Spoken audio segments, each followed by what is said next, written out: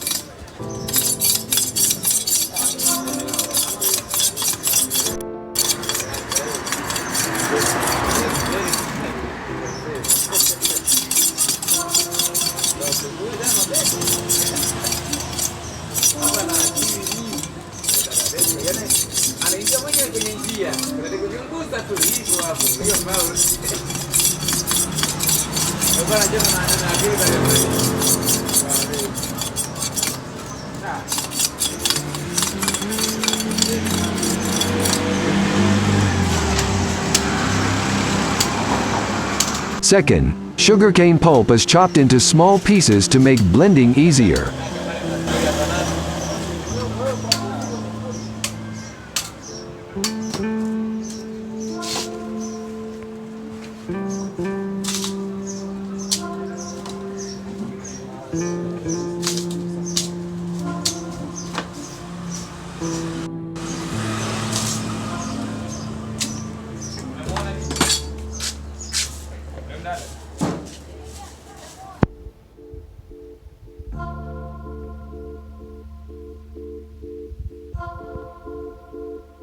To enhance the flavor, fresh ginger roots are added.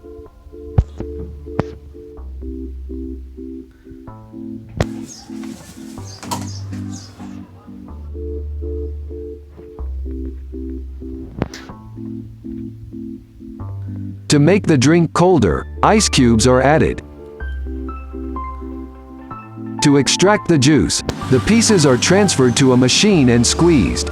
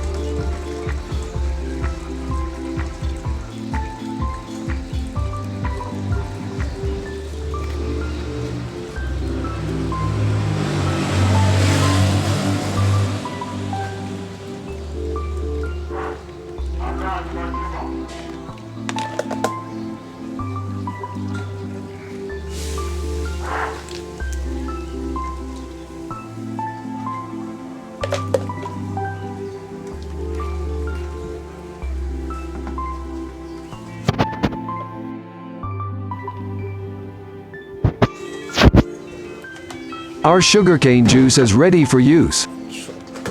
Lastly is how to make it at home. First wash the sugarcane and then peel the hard outer skin. Then chop the sugarcane into small pieces. Add it to the blender, along with the ginger, and grind it. If necessary, add a little water and re-grind. Extract the juice by squeezing it with your hand. If you want, you can add it again into the mixie jar and add water. Grind it one more time. Take out the juice. While serving, squeeze in some lime juice. Sugarcane juice is now ready to drink. Thanks for watching. Don't forget to like, comment and subscribe.